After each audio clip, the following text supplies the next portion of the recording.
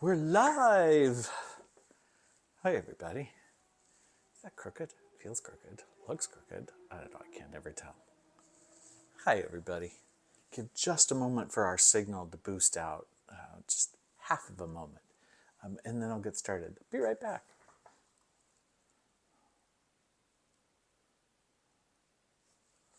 Told you. I'm back. Hello, everybody. Welcome to another edition of Faith-Filled Friday. Most of you catch this a little bit later, but at noon and Tucson time, I come online just to do a moment of inspiration or challenge or running at the mouth. I don't know.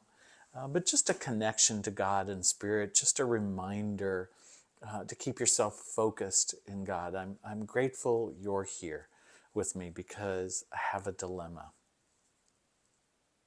A peach or an apple?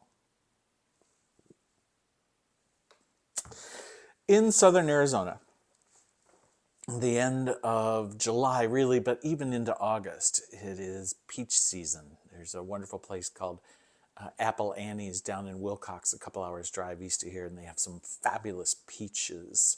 And so we get some really good peaches in town because it's in season, and they're really quite tasty. And then the fall comes, and it becomes apple season. The dilemma, which I think I already know what I want to do, but I'll let you in on my dilemma. Do I eat the peach or do I eat the apple? Or do I just kind of give thanks for the luxury of living in this country, the United States of America, where I could probably do both all through the year? Isn't it amazing? We don't have to wait for peach season. We don't have to wait for apple season. We can get them whenever we want. What a luxury. What a privilege. But I think back to early times in God's creation, when God was forming humans and however that came to be, and all the food that God placed before us. And I think about how joyful it must have been when the peaches emerged. Because I love a fresh, juicy peach right off the tree. I actually even like them canned, but I don't like them cooked. So don't make me peach cobbler. Ugh. Don't make me a peach pie. Ugh. For some reason, when you cook a peach, it just changes everything for me. But a fresh peach, I'm all in. And I think of those early people about how exciting it must have been when the peaches became ripe. And then how sad it must have been when the peach season was over. I would have missed the peaches for an entire year.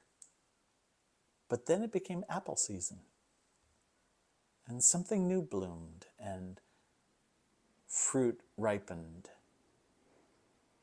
I think, you know, it must have been amazing to learn to trust God in those days, to know that somehow in the cycle of creation, God was providing things new throughout the year from which they could eat. And how spoiled we get when we can have both at the same time.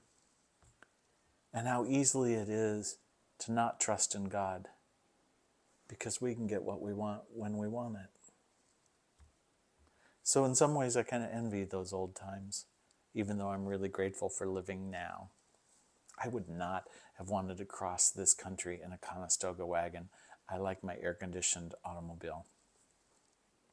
But I think often at how spoiled we get, and sometimes in our spoiling,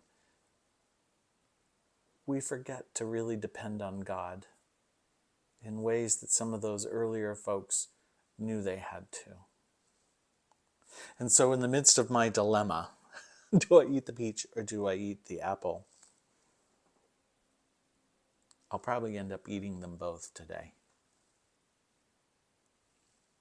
And giving thanks for both of them. For the season of each, for the opportunity to live now and have both at the same time. But also to have the reminder that in this creation, God provided a plan, a way, a season for things to come and to go and to repeat. Isn't God amazing? How did God figure that out? And it just causes me for a moment to just be in awe of God again, and I invite you to be there too. So whatever your dilemmas are today, I hope they're this simple. If not, maybe use the lesson of the season of the peach and then the season of the apple to remind you God provides a way through. Time and time again, year after year, peach season returns, apple season returns, and God provides a way through. May you know that today for yourself, for our world. Grace and peace to you. Thanks for joining me for another edition of Faith-Filled Friday. I hope it's a great day for you. Peace in your journey. Pastor Steve Meldy from Christ Presbyterian Church in Tucson, Arizona. Take care, everybody.